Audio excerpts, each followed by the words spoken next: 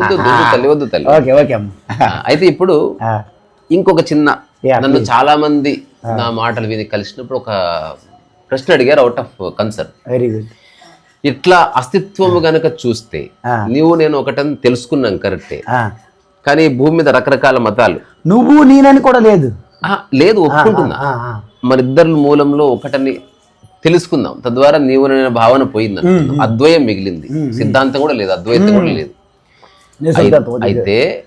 అయితే ఈ భూమి మీద మతాలంటూ ఉన్నాయి.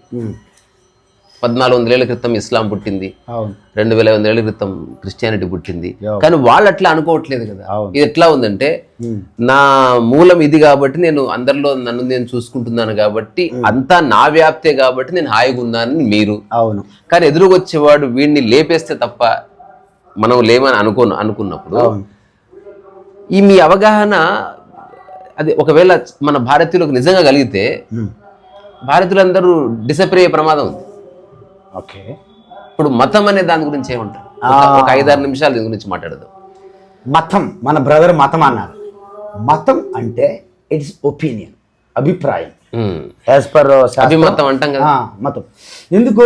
మతి నుంచి పుట్టింది. మతి అంటే మైండ్ అండి. సో మైండ్ నుంచి పుట్టింది కాబట్టి మైండ్ బేసికల్గా మైండ్ అని చెంచలేం, కీప్ ఆన్ చేంజింగ్. అందుకే మతాలు మారిపోతారు తప్ప. ఇప్పుడు నేనున్నాను, ఈవేళ నేను హిందూ మతం అండి, నేనే మతం అండి? హిందువేనా? హిందూ.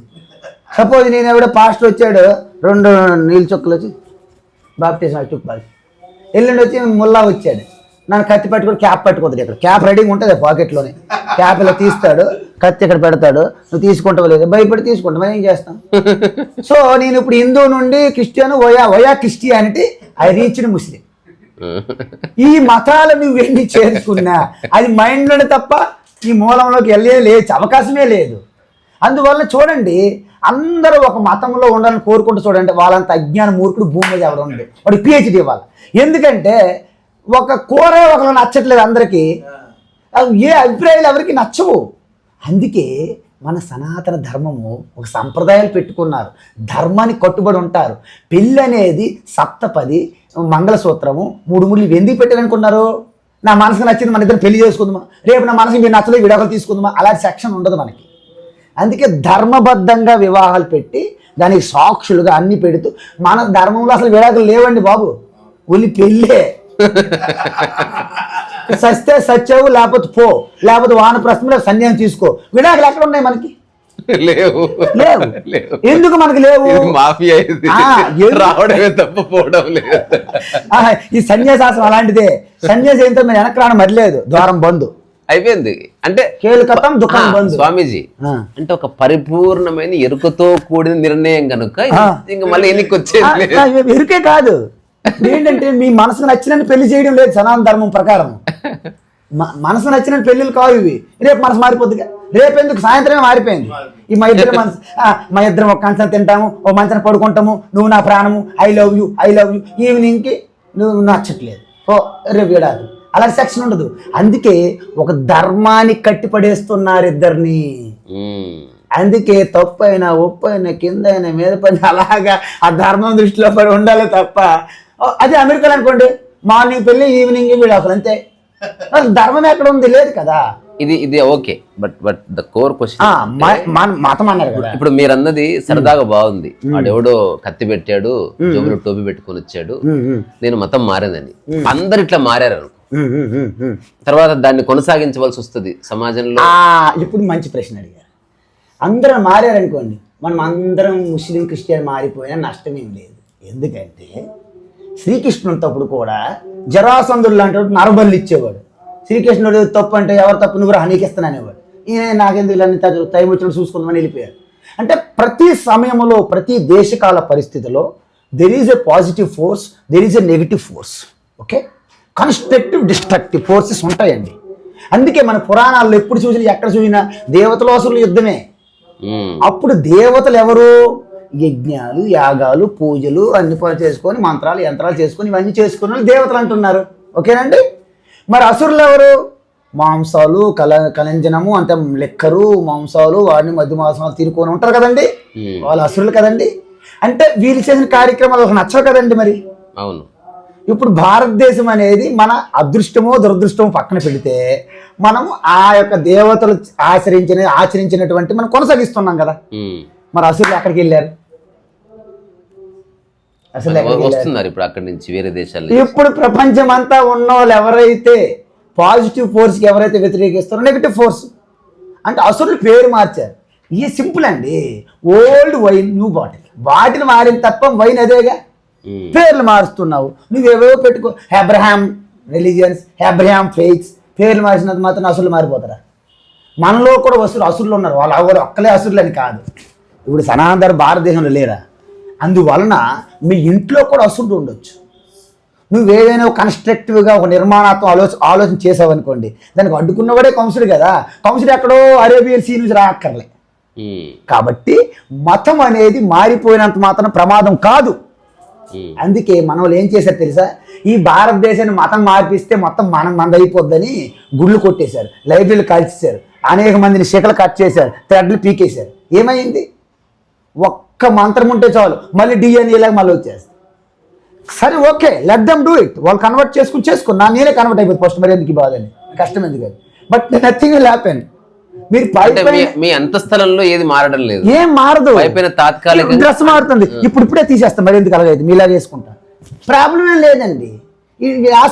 మూలం తెలిసిన వాడి పరిస్థితి నేను అడుగుతున్నది, మూలం తెలిసిన వాళ్ళ పరిస్థితిగా. మూలం మీరు మీ పాయింట్కి వస్తున్నాను.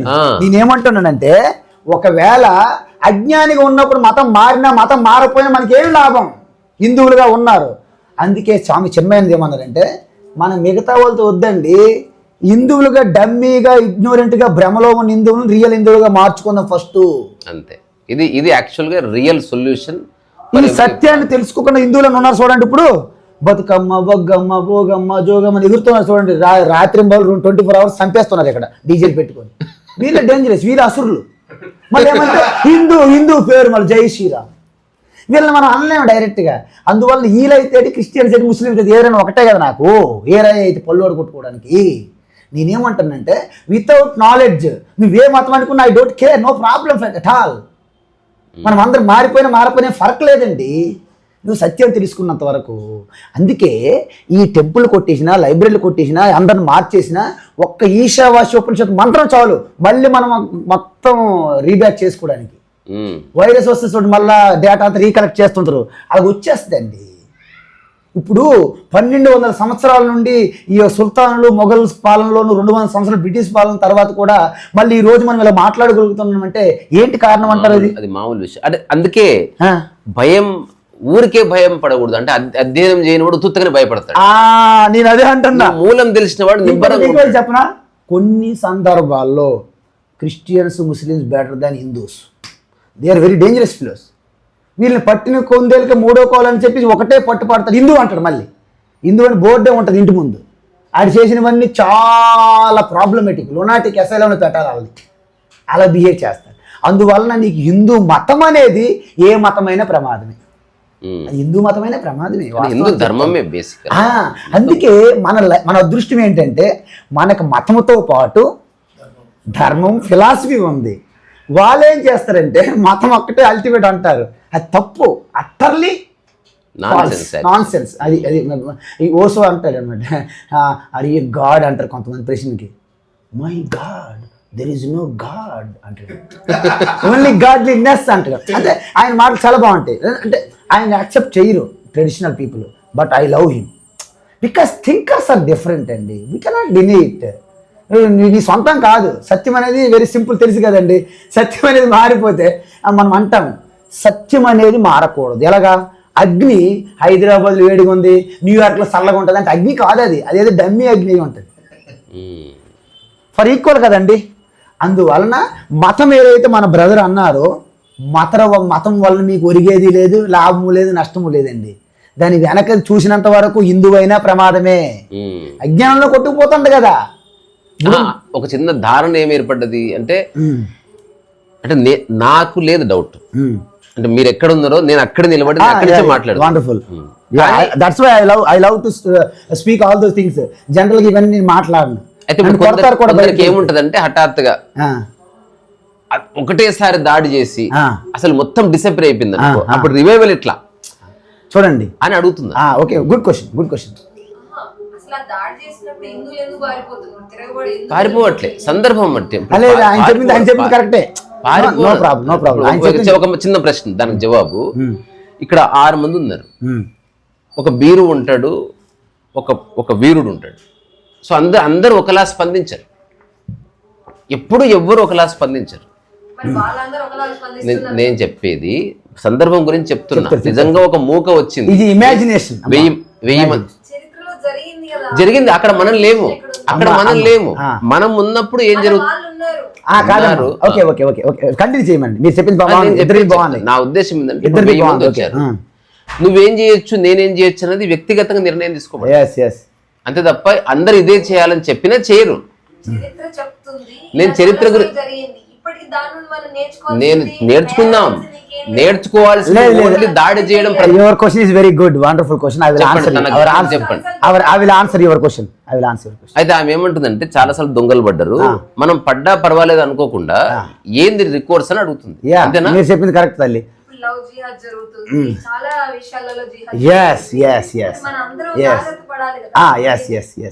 విషయం ఏంటంటే అమ్మా, ఇప్పుడు మనం అనుకుంటాం, ఎందుకంటే జోగ్రఫీలుగా మన భౌగోళికంగా చాలా పర్మిషన్స్ వచ్చాయి, వేసాలు ఉన్నాయి, ఇవన్నీ ఉన్నాయి కదమ్మా. ఒకప్పుడు ఇవేం లేవు, అంతా కలిసే ఉండేవాళ్ళు. దేశాలని పేర్లు కూడా పెద్దగా అద్దులు లేవు. ఆ టైంలో ఇలాంటి పేర్లు లేవు, కానీ మతాల పేర్లు ఇవన్నీ ఇలాంటి వీరంగాలు లేవు. కానీ అప్పుడు కూడా ధర్మము అధర్మం రెండు ఉండేది. అధర్మం ఎక్కడైతే పేటరేగిపోతుందో దాన్ని బ్యాలెన్స్ చేయడానికి ఆటోమేటిక్గా ఒక్కొక్క శక్తి మేనిఫెస్ట్ అవుతుంటుంది. ఎందుకంటే నా బాడీ తీసుకుందాం, ప్రపంచాన్ని పక్కన పెడదాం ఒక్క నిమిషం, just please allow me to keep aside this world. ఈ బాడీలో ఒక్కసారి బ్యాలెన్స్ ఏదైనా తప్పిందనుకోండి, ఆ ఇమ్యూనిటీ పవర్ ఎంతవరకు పడుకొని ఉంటుంది, ఇది సెక్యూరిటీ వాచ్మ్యాన్ లాగా ఒకసారి అలర్ట్ అవుతుంటుంది. ఒక శరీరంలోని ఒక రోగం వచ్చినప్పుడు ఎలాగైతే మొత్తం బాడీ అంతా అనారోగ్యం అయిపోయి మళ్ళీ బ్యాలెన్స్ కావాలో, whole world is like A body of universe అనమాట. అది మ్యాక్రో లెవెల్, ఇది మైక్రో లెవెల్. సో ఈ మ్యాక్రో లెవెల్లో కూడా మీరు అంటున్నట్టు బ్యాలెన్స్ ఇంబ్యాలెన్స్ వచ్చింది అనుకోండి, ఆ బ్యాలెన్స్ చేయడానికి ఒక ఫోర్స్ వస్తుంది. యదా యదా హి ధర్మస్య గ్లానిర్భవతి భారత.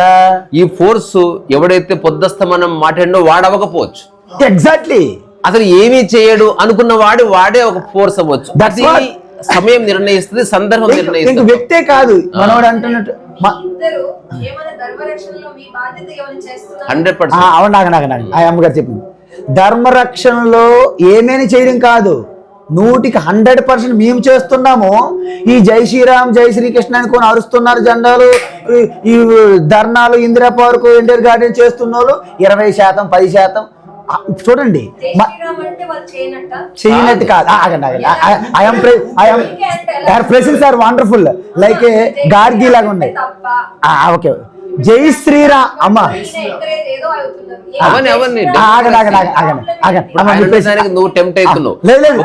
టెంప్ట్ కాదు, అలాగ అడగాలి అని అంటున్నది ఉపనిషత్తుల్లో గార్గి. ఇప్పుడు చెప్తా జై శ్రీరామ్ అంటే నేను కూడా జై శ్రీరామ్ అంటుంటాను. నేను ఎందుకు అనమంటానంటే, కేవలం అది అరిచి శబ్దములతో పని వాట్సాప్ యూనివర్సిటీలో ఈ యూట్యూబ్లో ఉండిపోయిన కాదు, ప్రాక్టికల్గా 3 లెవెల్స్లో మనం పనిచేయాలమ్మా. శారీరక level, verbal level, intellectual or mental level. ఓకేనమ్మా?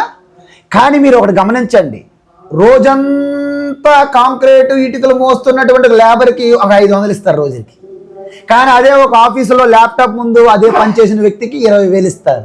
ఎవరి వర్క్ గొప్పది, ఎవరి వర్క్ వాళ్ళు నేను అందుకే వాళ్ళు ఏమనుకుంటాడు, వర్కర్ బయట చూసిన వాళ్ళు, ఈయనేం లోపల కూర్చుంటాడండి, ఏసీలో కూర్చుంటాడండి, ఈయనేం చేయట్లేదండి అని ఆరోపిస్తుంటారు. ఎవరు? ఈయన చెమట చూసి, ఓహో ఈయన టాపీ మేస్త్రి చూసి, వర్క్ చూసి అని భ్రమపడుతుంటారు. ఉండండి, అదే అందుకే వినండి, అది ఆ లెవెల్ ఎలాంటిదో ఇప్పుడు వీళ్ళు ధర్మం కోసం ఎవరైతే రక్షణ చేస్తున్నామంటున్నారో వాళ్ళ లెవెలు, ఈయన లెవెలు ఆ విధంగా నేను చూస్తున్నాను. ఎలాగంటే వాళ్ళు చెప్పిన దానికి ఏదో టెంప్ట్ అయ్యి 5 నిమిషాల్లోనే ఒక ఇన్స్పిరేషన్, ఉత్సాహం ఉంటుంది, వేడి తల చల్లగా అయిపోతుంది, ఎవడు బయటికి రాడు. కానీ ఈయన చెప్పిన దానికి ఒక వ్యక్తి జీవితాంతం ట్రాన్స్ఫర్మేషన్ వస్తే ఆయన ఒక శ్రీకృష్ణుడి వల్ల నిలబడగలడు. అందువలన నా ప్రశ్న ఏంటంటే, ఇప్పుడు జై శ్రీరామ్ అని ఒకవేళ ఎవరైనా ర్యాలీ చేసినా, పహల్గామ్ లో జరిగిన దానికి నిరసనలు చేసినా, మరి ఆ నిరసన చేసే భావోద్వేగం ఉన్న వాళ్ళు చేస్తారు. చెయ్యాలి, నేను చెయ్యమంటున్నాను, నేను కూడా వెళ్తుంటాను. మీ విషయం ఏంటంటే అది ఒక్కటే సరిపోదు అంటున్నామ్మా. అది ఒకటి సరిపోవాలని మేము కూడా అనట్లేదు. ఇప్పుడు జై శ్రీరామ్ అనే గ్రూప్ జై శ్రీరామ్ అంటది, జపన్ చేసే గ్రూప్ జపన్ చేస్తుంది. లీగల్ గా ఫైట్ చేసే వాళ్ళు హరిశంకర్ జైన్, విశ్వశంకర్ జైన్ లాంటి వాళ్ళు ఫైట్ చేసే వాళ్ళు లీగల్ గా ఫైట్ చేస్తారు. ఇలా ఎవరి స్థానంలో వాళ్ళు చేస్తారు. బట్ ఇక్కడ కావాల్సింది హిందువుల్లో ఐక్యత రావాలి, హిందూ శాసనాలుగా రావాలి కదా. నేనేమంటున్నానంటే జై శ్రీరామ్ అనే శోభాయాత్రలు కూడా నేను చేస్తున్న అన్నిట్లు మనం ఎంకరేజ్ చేస్తాం. కానీ మనం చేస్తున్న వీని యొక్క విలువ, దాని యొక్క ఎఫెక్ట్, దాని యొక్క పర్పస్ అనేది కింద వాళ్ళు గమనించలేకపోతున్నారనే చెప్తున్నాను తప్ప మనం ఎవరిని చెయ్యొద్దని అనట్లేదు. అంటే వాళ్ళేమనుకుంటారంటే మేము జై శ్రీరామ్ అని ర్యాలీలు చేస్తాం, మేము మాత్రమే హిందూ ధర్మాన్ని రక్షిస్తున్నాం తప్ప ఈ సన్యాసులు వీళ్ళందరూ కూడా ఏమీ చెయ్యట్లేదని భ్రమలో ఉన్నారు చాలా మంది. That is a wrong concept, misconception అంటున్నాను నేను. Okay everything is fine. నేను ఇప్పుడు హిందుత్వ గ్రూపుల్లో ఫీల్డ్ వర్క్ లో నేను తిరుగుతూ ఉంటాను. Very good. మేమందరము మీలాంటి సన్యాసుల్ని, సాధువుల్ని పిలిచి ప్రోగ్రామ్స్ చేస్తాం, వండర్ఫుల్, జాగృతం చేయడానికి. వండర్ఫుల్. మీరు ఏదైతే అన్నారో అలా అనుకునే వాళ్ళు ఉండొచ్చు, బట్ జెన్యూన్ గా జై శ్రీరామ్ అంటూ జెన్యూన్ గా హిందువులను ఏకం చేసే వాళ్ళు చాలా మంది ఉన్నారు. కావాలి, అలాంటి వాళ్ళని మేము ప్రిపేర్ చేస్తున్నాం. మరి ఎక్కడ తేడా వచ్చింది మన ఇద్దరికి? తేడా ఏం లేదు. నాకు ప్రశ్న ఏంటంటే, ఇప్పుడు జై శ్రీరామ్ అంటే వాళ్ళని ఒక ఉన్మాదులుగా చూడడం అనేది ఎందుకు జరుగుతుంది? ఎవరు చూస్తున్నారంటే, ఆగండి, నేను ఇప్పుడు మాట్లాడుతున్నా. నేను ఇప్పుడు ఒక చిన్న విషయం చెప్తాను నీకు.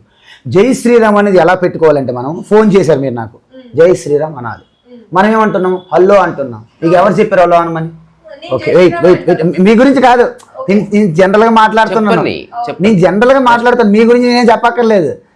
మీలాంటి ఉంటే చాలు, మాకు మేము పని చేయక్కర్లేదు, మాకు ఒక అక్క అక్కర్లేదు మీరుంటే. నేనేమంటున్నానంటే జై శ్రీరామ్ అనే స్పిరిట్ తీసుకోండి. కేవలము ఏదో రామచిలుకలా రామరామలా వద్దు అని జై అంటే ఏంటి, శ్రీరామ్ అంటే ఏంటి తెలుసుకొని ప్రతి ఒక్కరికి ఆ యొక్క స్లోగన్, ఒక యూనియన్ స్లోగన్గా తీసుకుందాం. నేను కూడా జై శ్రీరామ్ అంటాను. నా ఫోన్ వచ్చిన ప్రతి ఒక్కరికి నేను జై శ్రీరామ్ అన్నాను లేదా, ఫోన్లో జై శ్రీరామ్ అంటాను. నేను అర్థం ఏంటంటే కేవలము ఊరికే శబ్దముల దగ్గర ఆగిపోవద్దు. Please coming to action.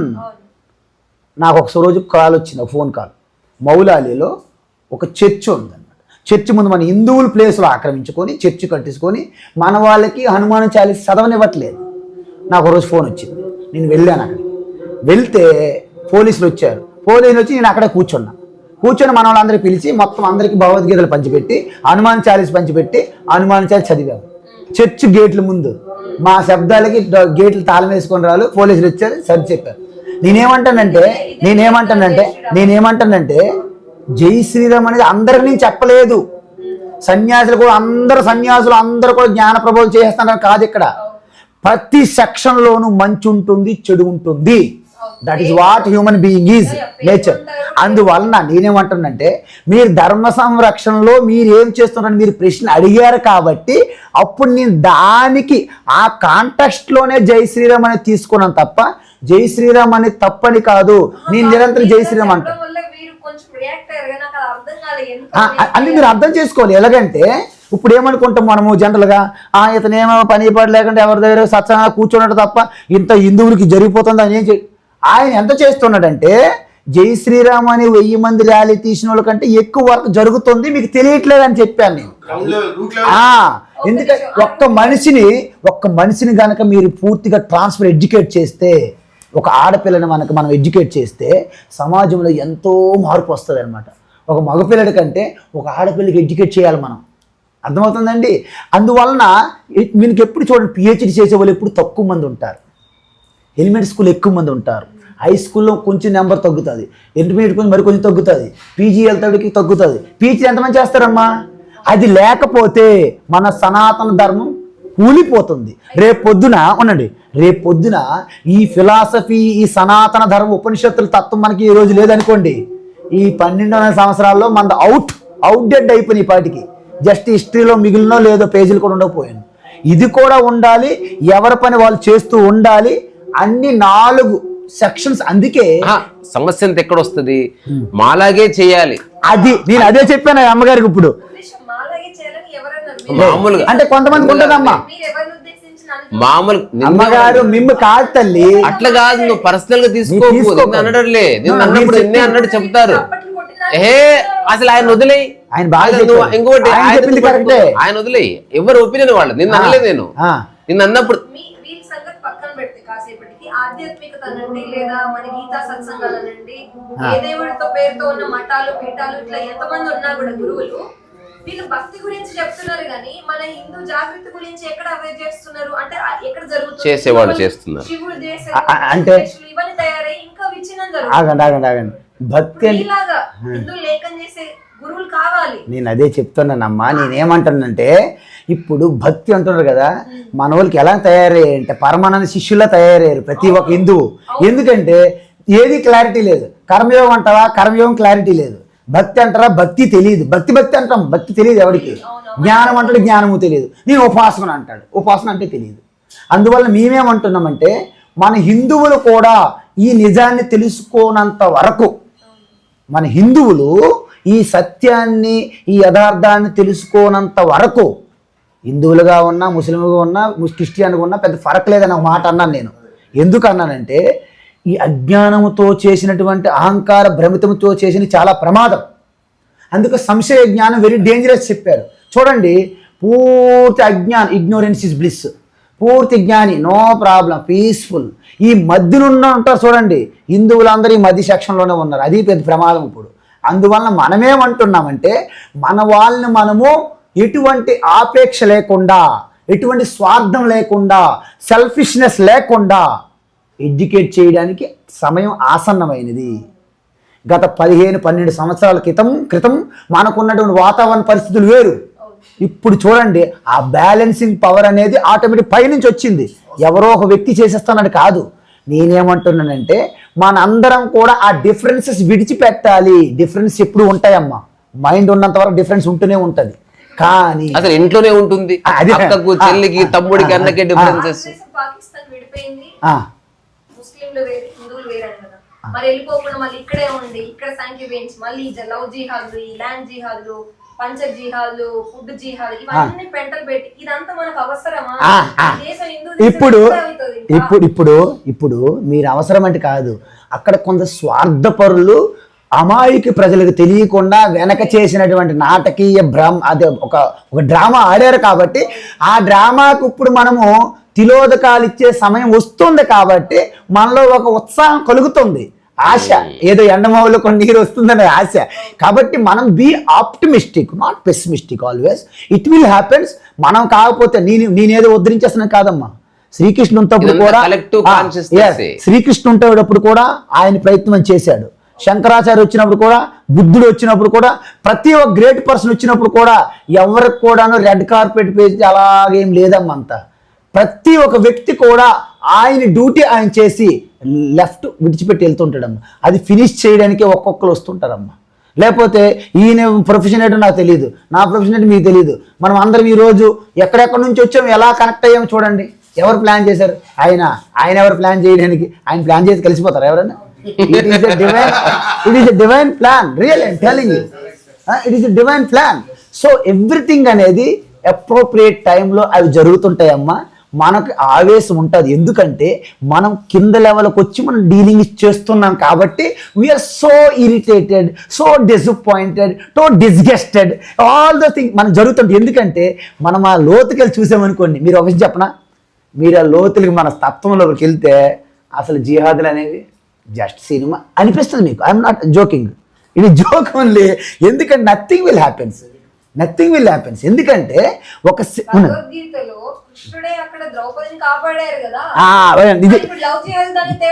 అదే కృష్ణుడు కాపాడని మీకు ఎలా తెలిసింది? చూడండి, కృష్ణుడు భగవద్గీత ఎక్కడ ఉన్నది? కృష్ణుడు కాపాడినట్టు చూడండి ఒకసారి.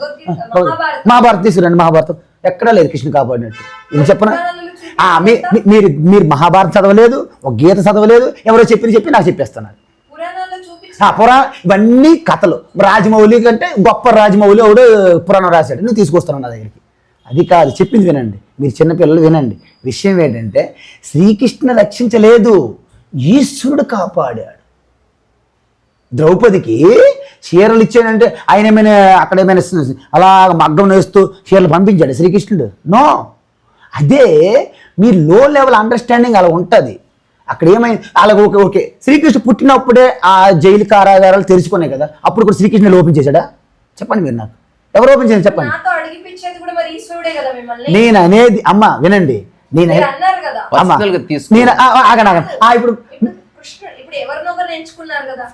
ఇప్పుడు మీరు అడుగుతున్నారు కదా, మీరు అడుగుతున్నారు కదా, అడిగేవాడు ఈశ్వరుడు కాదండి. మీకు ఇంకా అదే క్లారిటీ ఇస్తాను ఉండండి. మీ బుద్ధి ఉన్నది కదా, బుద్ధి ఉన్నదా? బుద్ధి వెనక ఒక శక్తి ఉంటే ఆ శక్తి సహాయం తీసుకుని బుద్ధి మాట్లాడుతుంది, ఈశ్వరుడు మాట్లాడట్లేదు. మీరు ఏమంటున్నారంటే అవును సొల్యూషన్ కాదు తల్లి, వినండి. నేనేమంటున్నానంటే ఈశ్వరుడు అంటే మీ దృష్టిలో ఏంటమ్మా? ఇప్పుడు మీరు జస్ట్ ఒక ఇది చెప్తున్నా మాట వినండి, శ్రద్ధగా నేర్చుకోండి. ఈశ్వరుడు ఎలా ఉంటారంటే ఒక వ్యక్తిగా ఉండరు, ఒక శక్తి వ్యక్తి నుంచి ప్రకటన అవ్వాలి. అంటే కారులో పెట్రోల్ ఉందనుకోండి, petrol is not doing anything, but దానికి నడవాలంటే ఎవరు ఉండాలి? డ్రైవర్ ఉండాలా? So driver is not a petrol కదండి. పెట్రోల్ ఉంటే కారు వెళ్తుంది తప్ప నేను ఎలా ఇంటికి వెళ్ళాలా, యాక్సిడెంట్ అవ్వాలా, డివైడర్ గుద్దాలా, అవన్నీ పెట్రోల్ నిర్ణయిస్తా. ఈశ్వరుడు కూడా మన నుండి అన్నింటికి ఒక అవకాశం ఇస్తాడు. నేను ఇప్పుడు మందు తాగాలనుకుంటాను, ఓకే నీ ఇష్టం. ఈశ్వరుడు నో ప్రాబ్లం అండి, ఆయనకే ప్రాబ్లం లేదు, ఆయన నష్టం లేదు. అబ్బాబా వద్దండి. ఇవన్నీ నెక్స్ట్ లెవెల్. ఇప్పుడు కామన్ పీపుల్ హిందువులు రక్షింపబడడానికి బేసిక్ లెవెల్ ఫస్ట్ కొన్ని సూత్రాలు నేను అది చెప్తున్నా. ఆ సూత్రాలే నెక్స్ట్ లెవెల్ చెప్పినప్పుడు మన వాళ్ళు అందరూ విని ప్రశాంతంగా అయిపోయి ఇంకా వీళ్ళు తిరిగి శత్రు ఏమంటే అలా ఎవరు మీ మాట చెప్పనా? Very good very good very good అమ్మా. నేను మన వాళ్ళు ఆ యాంగిల్ అడిగారు కాబట్టి అక్కడ చెప్పాను తప్ప నేను చెప్పాల్సింది మీ చెప్పమన్నట్టే చెప్తుంటాను. నేను యాక్చువల్గా నేనేం చెప్తానంటే, నేను ఎక్కడికి వెళ్ళినా ముస్లింలకి ఒక గ్రంథం ఉంది ఖురాన్, క్రిస్టియన్స్కి ఒక గ్రంథం శాస్త్రం పట్టుకుంటున్నారు. హిందువులకి ఏది ఉందరంటే వాడు మేనమేసలు లెక్కెడతాడు. వేదములు, ఉపనిషత్తులు, పురాణాలు, స్మృతులు, నీ తలకాయ ఏదో ఒకటి చెప్పరా బాబు టక్కనంటే చెప్పలేడు.